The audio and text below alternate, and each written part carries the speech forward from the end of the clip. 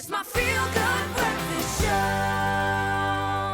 Happy Heritage Day indeed. Today we braai. Well, we can't braai right now in our studio, so we've brought in possibly the best possible chef we could find to help this beautiful day land properly. We've been pumping him up all morning. Marthinus Ferreira is here. He is undoubtedly a trailblazer in South African cuisine, global cuisine, I think, known for his very bold fusion of local flavors, quite traditional, with some beautiful, very highly honed international techniques, and having trained at the Institute of Culinary Arts and worked with some icons in the space like Gordon Ramsay, Heston Blumenthal. He now leads the Jordan restaurant in Stellenbosch, continuing to push culinary boundaries and right on our doorstep. And of course, he is here for a round of quick-fire questions, but can we give him a round of applause, our non-existent studio audience? Thank you. Enjoy it, man. People applaud wherever you go. I've seen it. As you walked into the kitchen, everyone's like, wow. No, thank you for being here. No, thanks for having me, and it's always great to come to the show, and especially Heritage Day. What a day to be here. So I really appreciate it. Thank you. And you're not only going to cook. We're going to try and put you in uncomfortable spaces right now and ask you very difficult questions. No, these are super simple questions, but we've learnt when you don't have too much time to think, that's when we get the real answers. Oh, goodness. Okay, so I can see you're already dialed in. Your brain is working. I can see the calculations going, measuring out things in the kitchen. So slow that brain down just a little bit for us.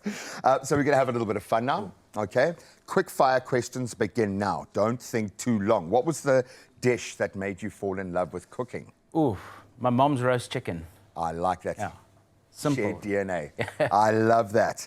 What's the one ingredient you can't live without in your kitchen? I might not look like it, but butter, butter, butter. Mo butter, mo better, baby. Exactly. Everything tastes better with a bit of butter. I like that, and that's coming from literally the gospel, okay? I love it. Childhood food memory that still inspires your cooking today. Well, you listen, heritage, your parents, your family, that brings back so many memories from going to the beach and cooking just jaffles on a rainy day, curry and mince, vet cook, you know, all those little goodies, you know, when it's raining, crepes and pannenkoek with a bit of cinnamon sugar, you know, those things, you know, bring back so many memories as a young child. And still. Now you've just ruined everyone's Heritage Day menu. Everyone's like, you know what we didn't think of this morning? I didn't think of pancakes. I didn't have any. I like that. What was it like, really like, working with Gordon Ramsay? It was tough. Young, I was 22 years old. Sure. You know, I knew very little. You know, when you're young, you know nothing at 22. Exactly. I'm sorry. Yeah, you think you know everything, but you actually know very little. And yeah, you get humbled very quickly. And you know, but once you work for Gordon and he sees you want to work hard, you know, he goes, you know, then you're fine. You know, then he sees he pours into that. Exactly. Yeah. And then you know you do well, and you know you live every day in a busy kitchen, you know, you sort of get used to it, and I loved it, you know. I still wish I was younger to do those hours like I used to. Oh, whatever, dude. Well, we'll give you 3 hours. We'll give you 3 hours of frenetic, crazy energy, and we're not really good sous chefs. So, no, you're in good hands with Chef Clem. And I think we might have you to thank for Gordon's love of South Africa, because he has a deep love of this part of the world. Geez, I don't know. There's a lot of South African chefs that have actually worked for Gordon. You know, talking about PJ Vardis also worked for Gordon. Many of the guys, but yeah, I think we do something quite special with food in this country, and I think a lot of international chefs and international people come here and they're blown away with what we do here and all different facets of food. It can be a braai, can be something fine dining, just something at home. We'll fuse it, baby. We'll fuse it. Exactly, we'll fusion. That's a great lead into my next question. Fine dining or a good old South African braai? Less pressure on a braai, although... What are you talking about? No. There's more pressure on a braai. My mates, just hang on. No, I always get... Listen, I've given someone raw chicken wings before, and I still pay for it every single time I braai. That's why no one's allowed to bring chicken to a braai anymore, yeah. Well, I'm not allowed to bring chicken to a braai.